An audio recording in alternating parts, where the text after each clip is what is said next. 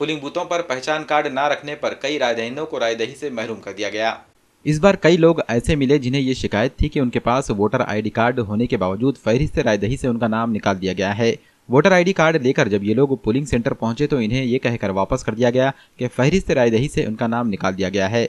अचानक फहरिस्त में नाम गायब होने से मुतासिरा लोगों में शदीद बरहमी देखी गई। वहीं यूसुफिया स्कूल के सेंटर पर पहचान कार्ड न रखने वाले रायदहीनों को रायदही से रोकने की शिकायतें भी मिली। शिकायत कुनिंदों का इल्जाम है कि पोलचिट होने के बावजूद इन्हें सिर्फ पहचान कार्ड न होने का बहाना बनाकर रायदही से रोक दिया गया।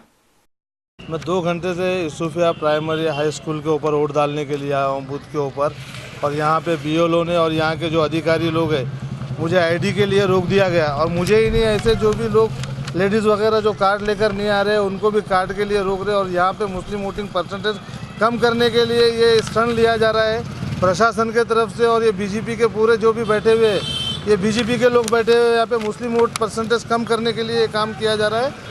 और लोगों को मिसगाइड किया जा रहा है कि लोगों को बोल रहे हैं कि आईडी लेकर आना कंपलसरी रहेगा बोलकर, जबकि लोगों को उन्होंने जो गवर्नमेंट पोल शीट दिया है उसके ऊपर उन्होंने ऐसा कोई उल्लेख नहीं किया कि 11 आईडी में से कोई भी एक आईडी लाना चाहिए बोल के। और उसके बावजूद जो है लेडीज़ को जो है यहाँ पे वापस किया जा रहा है। धूप के अंदर लेडीज़ 2-2 3-3 घंटे खड़े रहने के बाद वापस जाने के बाद वोटिंग डालने के लिए यहाँ पे लोग आ नहीं रहे वापस। हाँ, ये बीएलओ के पास शिकायत किया, उन्होंने राइटिंग में मेरे को लिख के देने के लिए मैंने बोला कि इलेक्शन कमीशन का सर्कुलर मुझे बताओ, तो उनके पास ना ही जोनल ऑफिसर के पास इलेक्शन सर्कुलर है, ना बीएलओ के पास इलेक्शन सर्कुलर है।